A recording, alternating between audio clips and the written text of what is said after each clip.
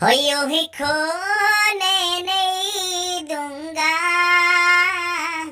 सारे बांग्ला में ढूंढ लूंगा, अगर तुझे हो गया कुछ काकू आउमी लीग छोड़ दूंगा। হয় নাই কি চিন্তা করস? ভিডিও বানাচ্ছা কা?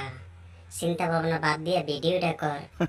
ভাবি এত কিসের চিন্তা করস? আমি কই গেল কই?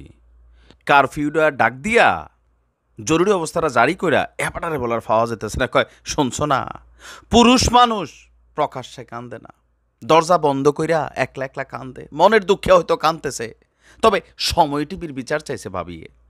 তারারে দায়িত্ব দিছে বিটিভির কাজটা করতো, তারা বালাতো।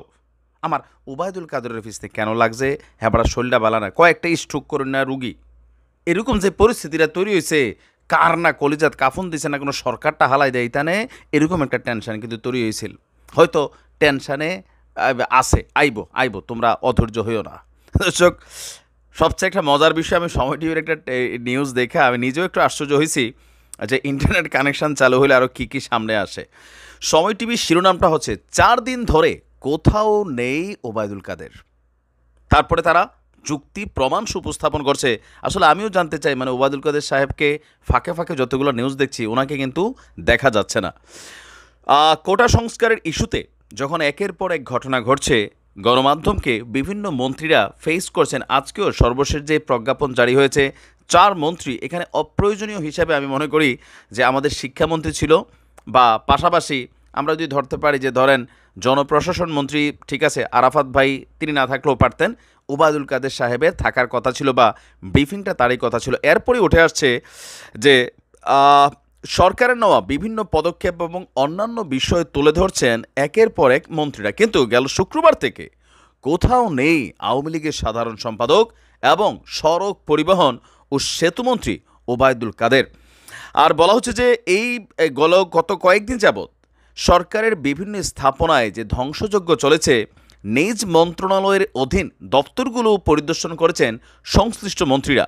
কথা বলেছেন গণমাধ্যমেও, কারফিউর মধ্যে কিংবা কারফিউ শিথিল থাকা অবস্থায় স্বাস্থ্য খাতের অধীনে থাকা বিভিন্ন স্থাপনা পরিদর্শন করেছেন স্বাস্থ্যমন্ত্রী। দেশজুড়ে ইন্টারনেট সহ আরও বিভিন্ন ইস্যুতে কথা বলছেন প্রতিমন্ত্রী পলক। আর বিদ্যুৎ খাতের ইস্যুতে কথা বলছেন বিদ্যুৎ জ্বালানি ও খনিজ প্রতিমন্ত্রী নসরুল হামিদ। এছাড়া প্রতিদিনই গণমাধ্যমে বিদ্যুৎ খাত নিয়ে তিনি কথা বলছেন, দুর্যোগ মন্ত্রীও কথা বলছেন, বিজ্ঞান প্রযুক্তিমন্ত্রী ইয়াফিস ওসমানও সংবাদ সম্মেলন করে গণমাধ্যমে কথা বলছেন।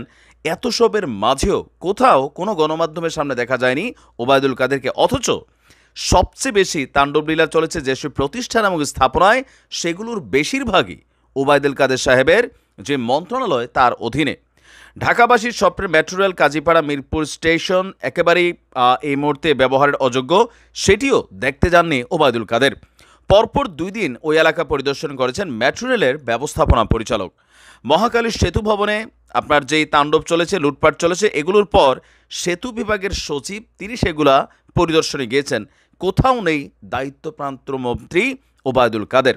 এছাড়াও আপনার সর্বশেষ শুক্রবার 14 দলের বৈঠক হওয়ার কথা ছিল ধানমন্ডি আওয়ামী লীগ সভাপতির কার্যালয়ে।